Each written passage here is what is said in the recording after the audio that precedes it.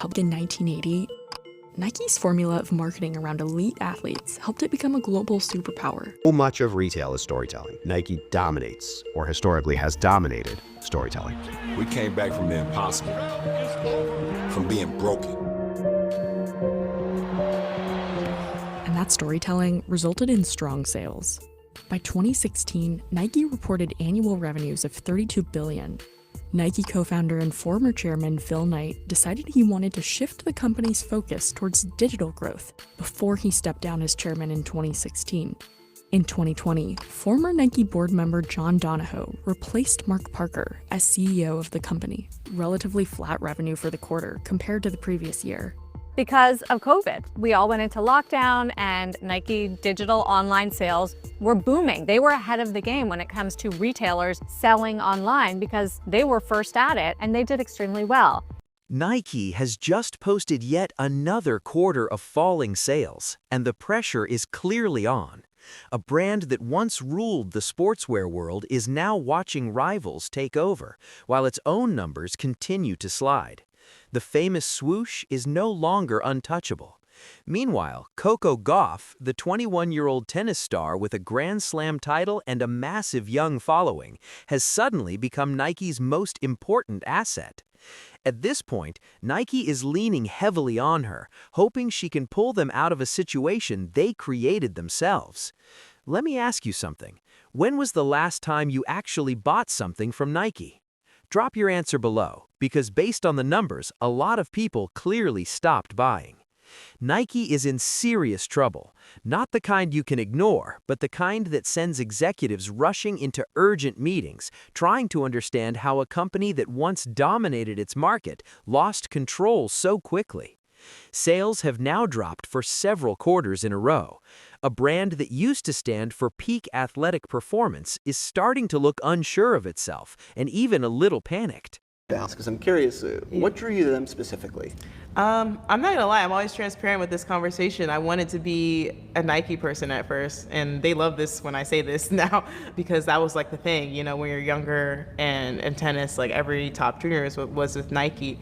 But for me, what drew them to me was the uniqueness of it, and that, you know, they saw the long-term plan when it came to me as a person on and off the court, and they were willing to support things that I wanted to pursue off court, which for me was really important. And I think I always say I wanted to not be known as a tennis player, I want to be known outside of that, and they really allowed me to do that and make that impact, and allowing me to do things like with Miu Miu, allowing me to do things with other things that we've done, allowing me to have my own signature shoe before I even won a slam, which is very uncommon. So I think for me, I think they were just supportive of that from the beginning, and I'm glad I made that decision. That's for sure, I would say, the best decision that I ever made. This is where Coco Gauff enters the picture. She's 21 years old, has 2 Grand Slam titles, including the US Open in 2023 and the French Open in 2024, and was once ranked #1 in doubles. But for Nike, the most important thing is her influence. She has real cultural pull. She's the kind of athlete who doesn't just represent a brand, she actually helps sell products. She's young, highly skilled, confident, and genuine in a way that connects with the exact group Nike is losing the fastest. Nike originally signed Coco when she was just 15 years old, right after she beat Venus Williams at Wimbledon and became a global headline overnight. At the time, Nike was betting on her future. Fast forward 7 years, and the situation has flipped completely. Now, Nike needs Coco far more than Coco needs Nike. Let's take a closer look at Nike's business reality. They've reported declining sales for multiple quarters in a row. Their stock price has suffered.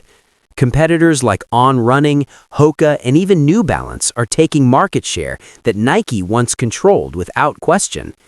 The company that Michael Jordan helped turn into a cultural powerhouse is now struggling to stay relevant.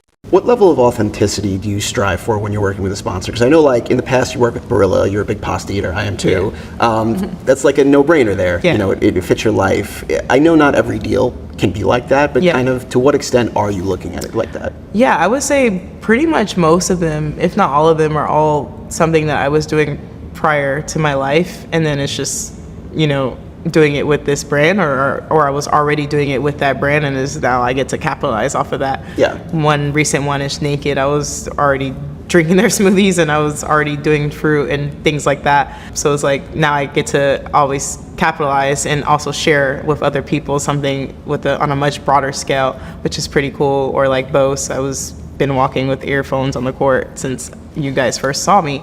Yeah. So like now I get to have my custom headphones and be able to get a brand to customize them to my outfit and share that with other people. A big part of Nike's problem is complacency. They stayed on top for so long that they stopped pushing themselves in meaningful ways.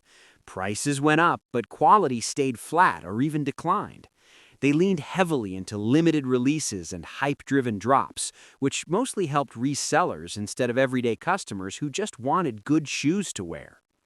Over time, they pushed away their loyal base by making everything about exclusivity instead of availability.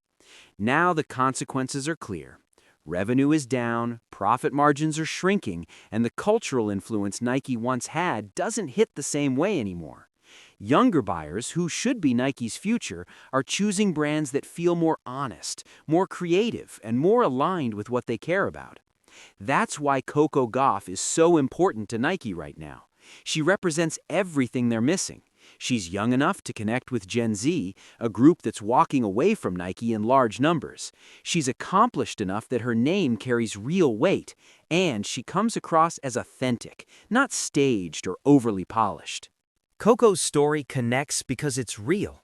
When she was about 5 or 6 years old, her dad watched Serena Williams win the Australian Open. He bought Coco a pink tennis racket and had her start hitting balls showing against up the in garage. that day and playing Both some of her great parents tennis. were athletes. Her dad played college basketball. Her mom competed in track and field and gymnastics. They understood what it took to develop elite talent. To give Coco better opportunities, they moved from Atlanta to Florida. They went from having 2 incomes to 0 income, Second so they seed could here, support her tennis journey. a former finalist. They lived with her grandparents to save money. Her mom gave up her teaching job to homeschool girls. From both, wasn't Her it? dad, Valenta very who didn't grow complete up playing control of the tennis rally. and knew Another very little beautiful. about the sport, taught himself everything he needed in order to cope. That's not a story created by a marketing department. It is That's real incredible sacrifice, for Coco real eyeing, effort, another and real deep run family commitment to here. helping someone chase a dream. When Coco beat Venus Williams at Wimbledon From at 15 Coco years Gauff. old, it wasn't just a surprise win. It felt like a symbolic From both passing players, of the torch. incredible Venus and athleticism. Serena were Coco's heroes growing up. She even worked as a body double for a young Serena during a commercial shoot when she was 10 or 11 years old. Comes through Beating a Serena real felt battle like in the beating end there with royalty. Marie To Boskova. this day, Coco still talks about how unreal it feels that she has Serena's phone number and receives texts from her. That connection matters to Nike because so much of their tennis legacy was built around Venus and Serena Williams. Now they're hoping Coco becomes again, the it's next set point. chapter of that story. But the world was all has it changed took. since Venus and Serena dominated the sport. Nike can't rely on traditional ads and basic endorsements anymore. Consumers today are sharper, more skeptical, and far more aware of Safely value. through once They again to want the last day. authenticity. They want brands that So the actually third stand of for the something women's and deliver products quarterfinals worth and their all price. American. Coco brings that authenticity. She isn't fake or As a Tiki manufactured. won, When she this talks is about her her path, fifth her struggles, Roland and her Garros. goals, it feels honest because it is. She lost in the French Open finals This opening before set. winning the tournament in Two down. 2024, Here's a and she chance. openly said she didn't want that loss to define her. She won the U.S. Open after suffering a tough finals loss at the French Open Gauff earlier, finds and she herself explained at how that and she helped levels. shape her This mindset. time she takes it. She plays doubles, Gauff. even though many top singles players avoid it. Because just a Venus little and more Serena Wagner. played doubles and won 14 Gauff wins Grand the Slam doubles All-American titles. quarterfinal. Coco figured French that if the Open, best ever how much did does it mean there to was you? no reason she Yeah, shouldn't. it means a lot That here mindset again, and speaks you know, have a directly lot to more young work athletes left to do, trying to but find their own good. direction. Unseeded Here's the French problem for wildcard. Nike. Having Coco against- Gauff as a spokesperson only works if Nike actually delivers products and Really? experiences that match her authenticity. If they simply use her image to sell overpriced gear that isn't better than what competitors offer, people will notice immediately. Gen Z sees through that right away. Gauff ends Nike's the hopes of the urgency is French obvious in how wildcard. they're pushing And the Your second final They here want at more Roland Garros. appearances, It's more been 3 campaigns, years. Will help me. more I was super content, nervous more going into that visibility. final. They need her front Obviously- and center at launches, in It ads, is and across finals social weekend media. here. They're counting on her to become the face of Nike Tennix and help reshape how people see the brand. The timing matters too. Coco just turned 21. Yes, she's made it. But still far from her ceiling. She recently said she believes players often peak around 25 or 26, and that in about 4 years, she expects to be where she truly wants to be. That outlook is Got it. ideal for Nike. Her biggest moments are still ahead. If Gauff Nike has stays grabbed her. aligned with her rise from rising star to dominant force, they benefit from Through every the step of second the journey. set. But Coco has And we're going leverage. to need a decisive. She didn't have that when she signed at 15. She's proven herself. She's won Grand Slams. She's beaten the best in the world. If Nike doesn't treat her fairly, doesn't pay her properly, or doesn't give her the respect and creative input she deserves, Second she can walk away when her championship. contract ends. That possibility terrifies Nike.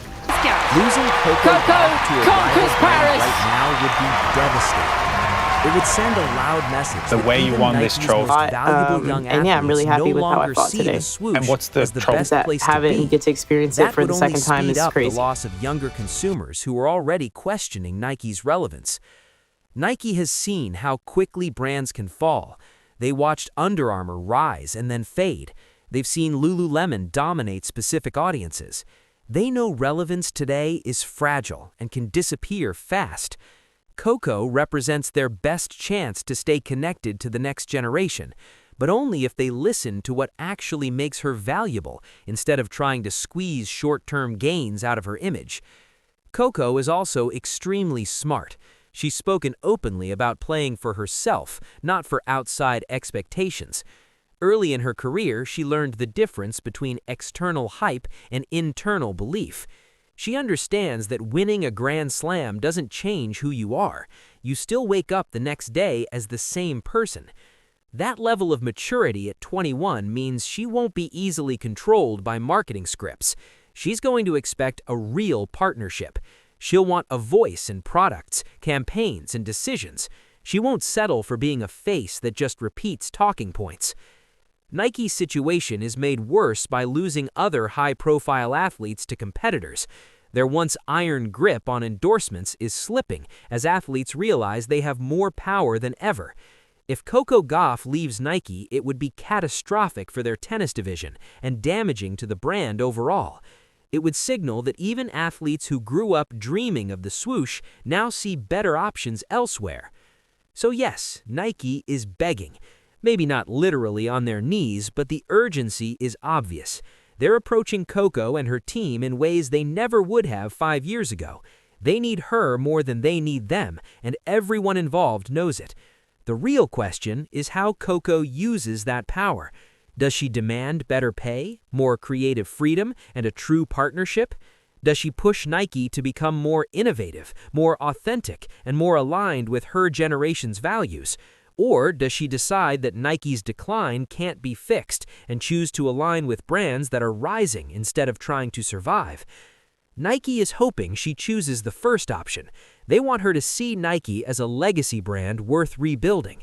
They're counting on her connection to the Williams sisters and Nike's tennis history to inspire loyalty beyond pure business logic. But loyalty in professional sports is rare now. Athletes have seen brands move on the moment the value disappears. That reality has taught them to prioritize their own futures. Coco understands this deeply, especially knowing the sacrifices her parents made, going from 2 incomes to 0, living with grandparents, giving up careers, and learning an entirely new sport to support her dream. That background creates a mindset focused on security, fairness, and smart decisions. Nike needs to offer more than money. They need to offer vision, respect, and true collaboration. They need to make Coco feel like she's building something meaningful, not just helping cover up years of their own mistakes. The panic is real. The pressure is mounting. Nike spent decades on top, and now they're fighting to stay relevant. Coco Gauff may be their best chance to change direction, but whether she wants to be part of that recovery or move forward with brands that aren't struggling is still unknown. Nike went from being the unquestioned leader to relying on a 21-year-old tennis player to help save their image. Coco Gauff holds the power now, and Nike is hoping she chooses to help rather than walk away. If you found this breakdown useful, hit the like button and subscribe for more honest sports business analysis, because when the swoosh starts asking instead of leading, you know everything has changed.